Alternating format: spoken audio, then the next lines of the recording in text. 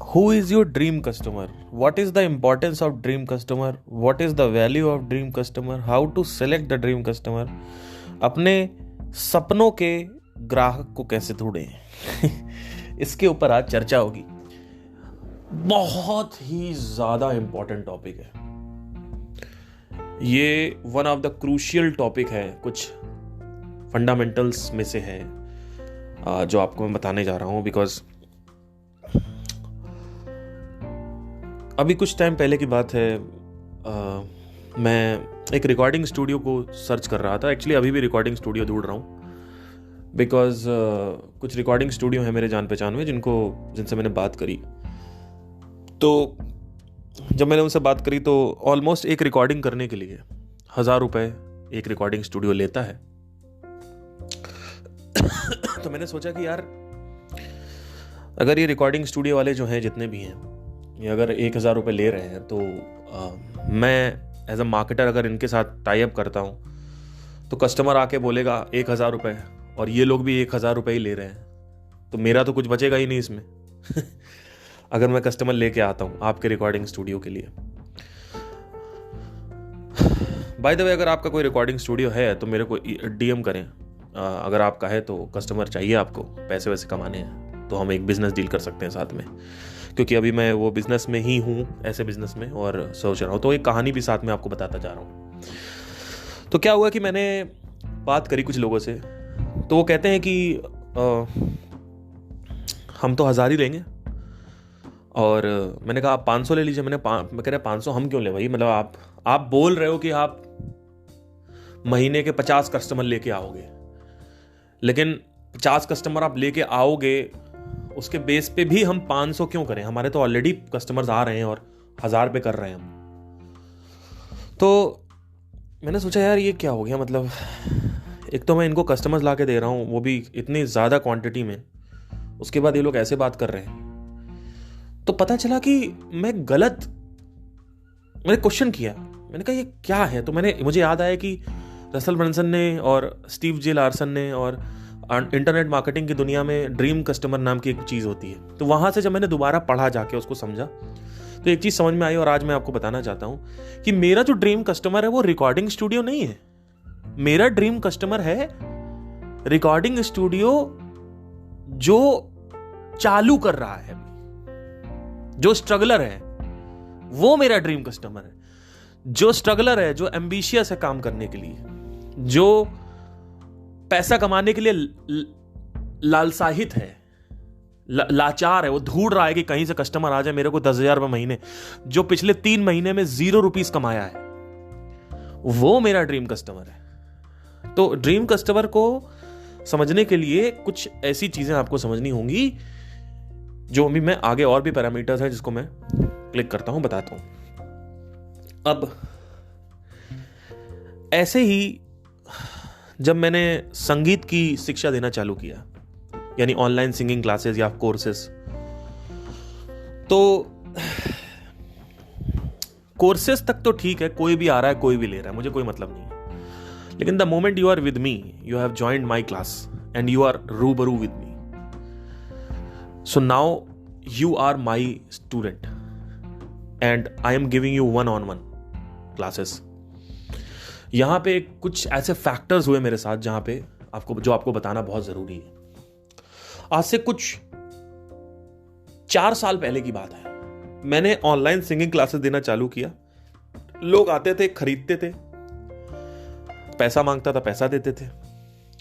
लेकिन लोग, जब मैं सिखाता था तो उनके अंदर नंबर 1 वो सुर नहीं लगा पाते थे, वो सही से मतलब दे वर नॉट एबल टू, कितना भी वो गा नहीं पा रहे थे। और दूसरे जो थे वो रियाज ही नहीं करते थे। ये 2 टाइप के कस्टमर थे मेरे पास। जो दूसरा टाइप है, जो रियाज ही नहीं कर रहा है, जो अभ्यास ही नहीं कर रहा है, ये हर जगह आपको मिलेगा। लोग बुक खरीद लेते हैं, सिर्फ 2 से 3% लोग आपको बुक कंप्लीट करते हैं। लोग कोर्सेस खरीद लेते हैं, 2 से 3% लोग कोर्सेस कंप्लीट करते हैं। तो ये आपको पेरेटो प्रिंसिपल है, ये आपको हर जगह मिलेगा। मतलब क्या 100 में से 2 लोग ही एम्बिशियस होते हैं, जो प्रैक्टिकल एक्शन टेकर्स होते हैं। तो मेरे केस में वो एक्शन टेकर बन गया रियाज करने वाला, जो रोज रियाज करता है। पर एक और बड़ा फीचर था, एक और बड़ी क्वालिटी थी जो मैं मिस आउट कर रहा था, और उसी के चक्कर में मैंने काफी टाइम वेस्ट किया लोगों के साथ। लोग आते थे, मेरे को पैसे देते थे, मेरे से क्लासेस लेते थे, पर वो गा नहीं पा रहे थे। वो प्रयास करते थे लेकिन उसके बाद भी वो गा नहीं पा रहे थे। मुझे समझ नहीं आ रहा था कि क्या हो रहा है। फिर मुझे समझ में आया कि जब मैंने क्वेश्चन किया, मैंने कहा कि यार ये क्या हो रहा है। बाद में मैंने दोबारा ड्रीम कस्टमर की जो डेफिनेशन है, जो ब्रंसन ने सिखाई, जो फ्रैंक कर्न ने सिखाई, उसको वापस रिविजिट किया और समझा कि क्या है ये, मतलब क्या हो रहा है। तो पता चला कि मैं एक्चुअली क्या कर रहा था, ऐसे लोगों को सिखा रहा था जो अपंग हैं। मतलब क्या, संगीत में ऐसे लोग होते हैं जो जिंदगी में कभी गा नहीं सकते। संगीत एक ऐसी चीज है, गला एक ऐसी चीज है, वोकल्स एक ऐसी चीज है जिसमें आप you can not teach everybody singing, you can teach everybody dancing if they are passionate, because they have good legs, they have two hands and 2 legs. But when you are coming to the throat, अभी evolution उस stage तक नहीं पहुंचा है जहां पे हम ये डिटरमाइन कर पाए कि हर एक आदमी का गला जो है वो सुरीला है। तो प्री रिक्विसाइट सुर जो होता है, यानी जो मेलोडी होती है, वो होना जरूरी है, नहीं तो आदमी कितना भी रियाज करे वो आगे नहीं बढ़ पाएगा। इसलिए बोलते हैं कि क्या आदमी सिंगर पैदा ही सिंगर होता है? हाँ, सिंगर पैदा होता है आदमी। तो मेरा ड्रीम कस्टमर में कौन कौन से कस्टमर्स थे? पहले सिनेरियो मैंने बताया कि वो आदमी जो एक्चुअली स्ट्रगल कर रहा है, कि कौन है मेरा ड्रीम कस्टमर?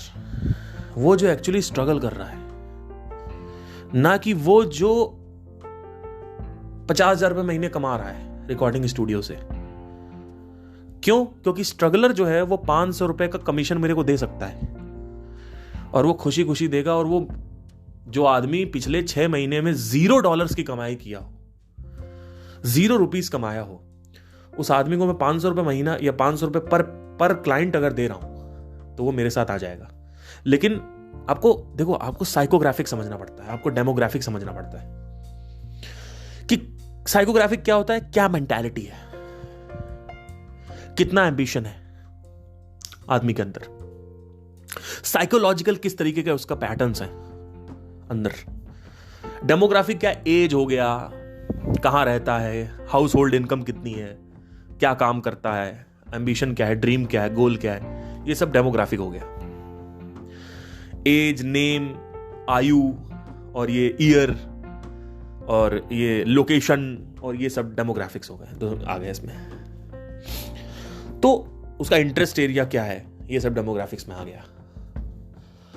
तो आप जब अपने कस्टमर को ढूंढ रहे हो तो आप मुझे ये बताइए कि पहले तो आपका बिजनेस क्या है। अगर लेट से आपका बिजनेस है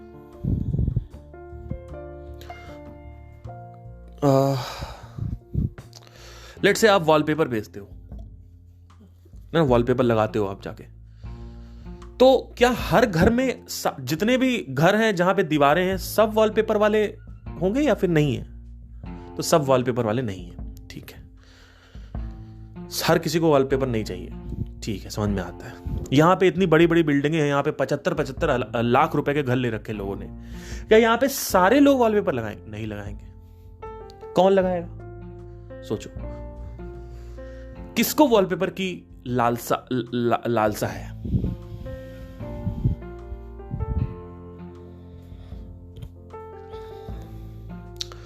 वो जो इंटीरियर डिजाइनिंग में इंटरेस्ट लेता हो, जिसका इंटरेस्ट हो कि घर में ना सब कुछ चमचमाता होना चाहिए, घर में सब कुछ डिजाइन्ड वाइज या इंटीरियर डिजाइनिंग वो करे, या कुछ उसका हो सपना हो जो घर को तीम झाम ज्यादा करे, है ना। तो ऐसे आदमी से आप बात करोगे, आप कन्विंस करोगे उसको जो नहीं लगवाना चाहता। कभी किसी को कन्विंस नहीं करना होता है। कभी भी मार्केट में डिजायर को डेवलप मत करो। जो डिजायर है उसी डिजायर को समझो, उस डिजायर के अनुसार एक प्रोडक्ट बनाओ। डिजायर आदमी का होता है एक प्रॉब्लम से, प्रॉब्लम पहले आती है, डिजायर बाद में आता है। अच्छा, मेरे को बैक पेन हो रहा है, how to cure the back pain. ये दो अलग अलग सेंटेंस है। What is the problem? Back pain. What do you want? How to cure the back pain. Want आ गया ना। तो सबसे पहले प्रॉब्लम होती है, फिर उस प्रॉब्लम के कुछ क्वेश्चंस होते हैं, उन क्वेश्चंस को डिजायर्स कहते हैं। उन क्वेश्चंस के जो आंसर्स होते हैं वो टाइम टू टाइम बदलते रहते हैं। Like for example, weight loss में पहले रनिंग आई, वेट लॉस एक प्रॉब्लम थी। मेरा वेट बढ़ गया है, ये मेरी प्रॉब्लम है। देखो देखो देखो कितना अच्छा आ गया। मेरा वेट बढ़ गया है, ये मेरी प्रॉब्लम है। मुझे वेट कम करना है, ये मेरा डिजायर है। डिजायर ये नहीं है कि मेरा वेट बढ़ गया है। अब देखो, बहुत लोग समझ नहीं पाते ये चीज, और उसके बाद फिर वो जब उनको समझ नहीं आता, फिर वो मार्केटिंग मैसेज ऐसे लिखेंगे कि क्या आपका वेट बढ़ गया है, या कुछ ऐसे मैसेज लिखेंगे जो रेजोनेट नहीं करेगा कस्टमर के साथ, कि हमारा जिम सबसे अच्छा है, the best gym in the Delhi. अरे उससे क्या करे, जिम तो एक सोल्यूशन है। तो समझने की कोशिश करिए मैं क्या कह रहा हूं। मेरा वेट बढ़ गया, ये प्रॉब्लम है। मुझे वेट का खात्मा करना है, मैं वेट कैसे कम करूं, ये मेरा डिजायर है। अब जो सोल्यूशन है वो टाइम टू टाइम बदलते रहेंगे। शुरू में कोई आएगा, वो कहेगा भाई रनिंग करो, तो पहला सोल्यूशन वो। दूसरा सोल्यूशन क्या है? स्विमिंग करो। तीसरा सोल्यूशन क्या है? डाइटिंग करो। चौथा सोल्यूशन क्या है? जिमिंग करो। पांचवा सोल्यूशन क्या है? डाइटिंग एंड जिमिंग करो। छठा सोल्यूशन क्या है? कीटोन्स बनाओ बॉडी में, वाटर फास्टिंग करो, कीटो डाइट करो। तो अलग अलग मार्केट में सोल्यूशन आते रहते हैं। मुझे इंफॉर्मेशन चाहिए, मेरी एक प्रॉब्लम है, मुझे इंफॉर्मेशन चाहिए, तो गूगल आ गया। पर गूगल जो है वो एक अल्टीमेट प्रोडक्ट नहीं है, उसके बाद और भी प्रोडक्ट आ सकते हैं। तो चैट जीपीटी आ गया। तो सोल्यूशन बदलता रहता है, और जो नया सोल्यूशन लेके आता है उसको हम कहते हैं कि उसने रेड ओशियन से एक ब्लू ओशियन क्रिएट किया है। क्योंकि हर एक प्रोडक्ट एक फ्रस्ट्रेशन क्रिएट करता है। उस फ्रस्ट्रेशन को आइडेंटिफाई करके उस फ्रस्ट्रेशन के अनुसार जब आप एक नया प्रोडक्ट बनाते हो जो उस फ्रस्ट्रेशन पे बिल्डअप होता है। मैंने जिम किया, मेरा वेट कम नहीं हुआ, मैं फ्रस्ट्रेट हूं जिम से। मैं आऊंगा इधर से कहूंगा अच्छा कीटो डाइट करिए। कीटो डाइट में कुछ नहीं करना है, वो फ्रस्ट्रेट, क्योंकि कीटो डाइट जो है वो उसी से आया, रेड ओशियन से ब्लू ओशियन क्रिएट हुआ है। ब्लू ओशियन रेड ओशियन से ही निकलेगा। जैसे जैसे वक्त आगे बढ़ता जाता है, समय आगे बढ़ता जाता है, नए नए मार्केट में सॉल्यूशंस आते जाते हैं, टेक्नोलॉजी आगे बढ़ती जाती है, दुनिया आगे बढ़ती जाती है, नए नए सॉल्यूशन। देखिए अब पहले क्या था? टीवी था, एंटरटेनमेंट के लिए क्या था? टीवी था। बेसिक प्रॉब्लम क्या थी? मैं बोर हो रहा हूं, ये प्रॉब्लम है। मुझे एंटरटेनमेंट चाहिए, ये डिजायर है। मुझे एंटरटेनमेंट चाहिए, ये प्रॉब्लम नहीं है। प्रॉब्लम है मैं बोर हो रहा हूं।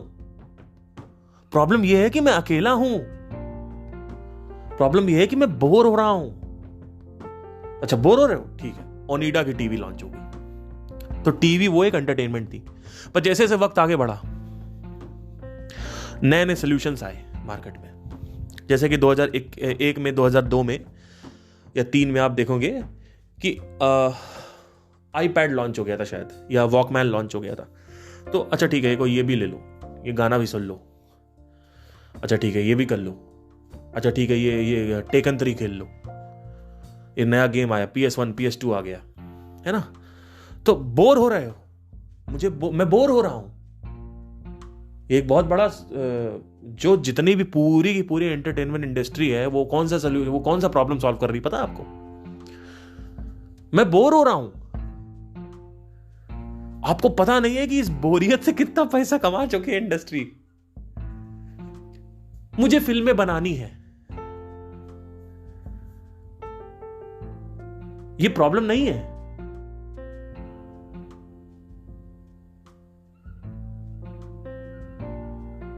इसका प्रॉब्लम जो है वो ये होगी, कुछ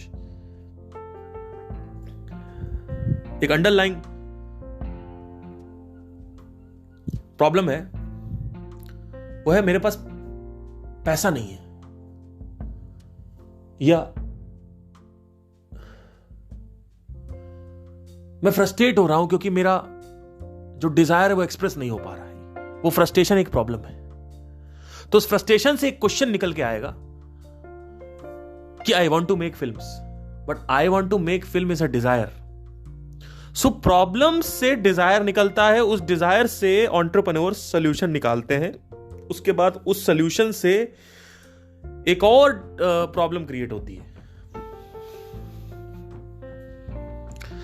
तो प्रॉब्लम आती है, फिर ध्यान से सुनना, प्रॉब्लम आती है, ये बहुत इंपॉर्टेंट पॉडकास्ट है, इसको 2-3 बार 10 बार सुनो कम से कम। प्रॉब्लम आती है, फिर डिजायर आता है, फिर सोल्यूशन आता है, फिर उस सोल्यूशन को अप्लाई करने के बाद एक और प्रॉब्लम क्रिएट होती है। फॉर एग्जाम्पल, आपने मोबाइल खरीद लिया, तो अब क्या इसके बाद प्रॉब्लम नहीं आएगी? आपने कौन सी प्रॉब्लम सॉल्व करी? एंटरटेनमेंट की प्रॉब्लम सॉल्व करी, यानी बेसिकली बोरडाउन की प्रॉब्लम सॉल्व करी। क्योंकि एक्चुअली एंटरटेनमेंट प्रॉब्लम नहीं था, एंटरटेनमेंट डिजायर था। तो एंटरटेनमेंट की हो गई, एक कम्युनिकेशन की हो गई, मैसेजिंग की हो गई, कॉलिंग की हो गई, वो प्रॉब्लम सॉल्व हो गई। बहुत सारी प्रॉब्लम सॉल्व हो गई आपकी, बड़ा स्क्रीन आ गया है ना, बहुत सारी चीज सॉल्व हो गई। सोशल मीडिया पे जाना था, वो भी सब, चलो सारे डिजायर पूरे हो। अब बताओ क्या करना है? अब इसके बाद कोई प्रॉब्लम क्रिएट नहीं होगी। वो है चार्जर कहां से लूं? मुझे मोबाइल को लैमिनेट करवाना है, मैं मोबाइल को कवर अप कैसे करूं, इसको प्रिवेंट कैसे करूं? तो मोबाइल कवर आ गया, लैमिनेशन आ गया, चार्जर आ गया, ये सब बाई प्रोडक्ट प्रॉब्लम्स है। इसको फॉलो अप प्रॉब्लम्स बोलते हैं। हर एक प्रोडक्ट एक प्रॉब्लम क्रिएट करता है। उस प्रोडक्ट से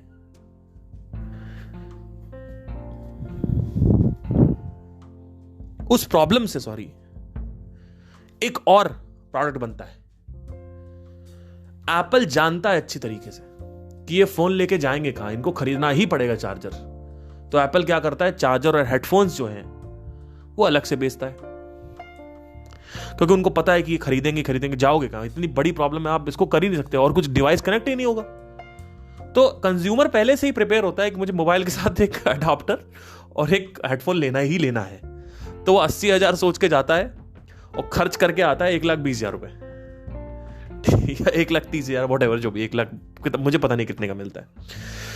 तो ये है। फिर एक बार और भी कि मेरा स्क्रीन टूट गया तो क्या होगा? अच्छा, स्क्रीन टूट गया, क्या होगा? ये लो इंश्योरेंस लो, 12,000 रुपए। पानी में चला गया, इंश्योरेंस लीजिए। तो क्या प्रॉब्लम, फॉलो प्रॉब्लम क्रिएट हो रही है। अगर मेरा स्क्रीन टूट गया तो क्या होगा? लो फॉलो, इंश्योरेंस ले लो। चार्ज कैसे करूंगा? लो चार्जर ले लो। गाना कैसे सुनूंगा? हेडफोन ले लो। इसको ऑपरेट कैसे करते हैं? मैं गांव का देहाती हूं, ये हिंदी में मैनुअल है, पढ़ो उसको। मैंने आज तक फोन खरीदा नहीं जिंदगी में, मुझे ऑपरेट करना नहीं आता। एक काम करो, ये वीडियो सीरीज दे रहा हूं मोबाइल के साथ, वो देखो, नहीं तो ये मैनुअल दे रहा हूं, मैनुअल पढ़ो। हर एक प्रोडक्ट एक फॉलो प्रॉब्लम क्रिएट करता है। ऐसे ही हर एक business frustrated, angry customers create करता है। उन एंग्री कस्टमर्स की जो प्रॉब्लम है वो सॉल्व नहीं हुई होती, और एंग्री कस्टमर्स बहुत ज्यादा तादाद में होते हैं। तो क्या होता है कि अगर आप एफिलिएट हो या नेटवर्क मार्केटिंग में हो, तो ऑब्वियसली आप फ्रस्ट्रेटेड कस्टमर से बात नहीं करना चाहोगे, आप उनको बताना चाहोगे कंपनी बहुत अच्छी है और उनको कस्टमर्स देना चाहोगे। तो अभी मैं एफिलिएट और नेटवर्क मार्केटिंग की बात नहीं कर रहा हूं यहां पे। तो हुआ क्या, ध्यान से सुनना, कि क्योंकि फंडामेंटल समझना बहुत जरूरी है। अगर आप नहीं समझोगे ना दोस्तों, आप बिजनेस में कहीं भी कुछ भी किसी से पूछते रहो, कुछ नहीं समझ में आने वाला, कभी जिंदगी में बिजनेस नहीं कर पाओगे। बिजनेस में ग्रो करना है ना, बड़ा होना है।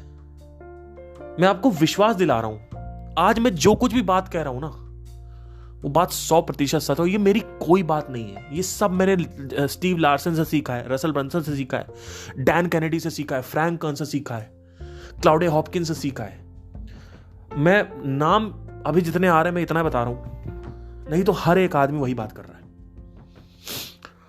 आप .com उठा के देख लो, आप एक्सपर्ट उठा के देख लो, ड्रीम कस्टमर्स की जो बात होती है यही होती है। तो अब ड्रीम कस्टमर नंबर 1 जो है, जो मैंने आपको एक तो रिकॉर्डिंग स्टूडियो का एग्जांपल दिया, एक है मेरा सिंगिंग क्लासेस का एग्जांपल दिया। अब आपको क्या समझना है, समझिए। जहां पे कंपटीशन नहीं है वहां पे आपको सिर्फ रेगुलर प्रोडक्ट लॉन्च करना है, उसमें कुछ इनोवेशन नहीं करना है। जैसे अगर आपके मोहल्ले में जिम नहीं है तो वहां पे आप कीटो डाइट लॉन्च नहीं करोगे, वहां पे आप जिम लॉन्च करोगे। लेकिन आपके मोहल्ले में अगर 10 जिम खुल चुके हैं तो अब आप 11वां जिम नहीं खोलोगे। अब आप एक बेटर सोल्यूशन, एक नया solution, new opportunity, new solution launch करोगे।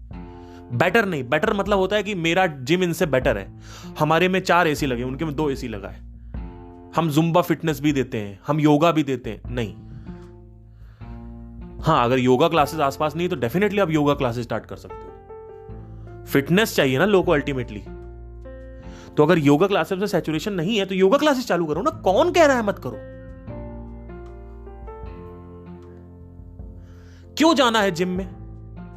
योगा क्लासेस स्टार्ट करो। आप देख रहे हो आपके मोहल्ले में योगा क्लासेस नहीं, योगा क्लासेस स्टार्ट करो।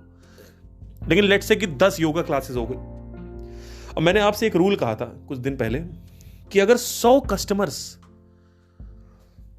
एक मार्केट में अंदर जाते हैं और वहां पे 10 जिम हैं, तो आप कहोगे हर एक आदमी 10-10 जिम में चला जाएगा, 10-10 आदमी एक जिम में चला जाएगा, मतलब एक आदमी एक जिम में 10 आदमी जाएगा। नहीं, ऐसा नहीं होता है। 2 ऐसे जिम होंगे जिसमें 90% मार्केट जाएगा, बाप रे बाप, और बाकी के जिम जो होंगे वो डिवाइड कर लेंगे 2-2 करके। मतलब बाकी का जो 90% मार्केट शेयर जो है वो 2 सबसे टॉप के #1 #2 2 जिम ले जाएंगे। ये रूल होता है, मोनोपोली और डुओपोली में काम होता है। इसमें कहीं भी कोई भी बिजनेस देख लो, इसमें लॉ ऑफ डुअलिटी अप्लाइड होता है। और ये लॉ ऑफ डुअलिटी मेरा नहीं है, ये इंस्पायर्ड है 22 immutable laws of businesses by Al Ries and Jack Trout. जाके पढ़ लेना। किसी भी बिजनेस में शुरू में 15 कंपटीटर्स होते हैं, 1-2 साल 3 साल बाद सिर्फ 2 बचते हैं।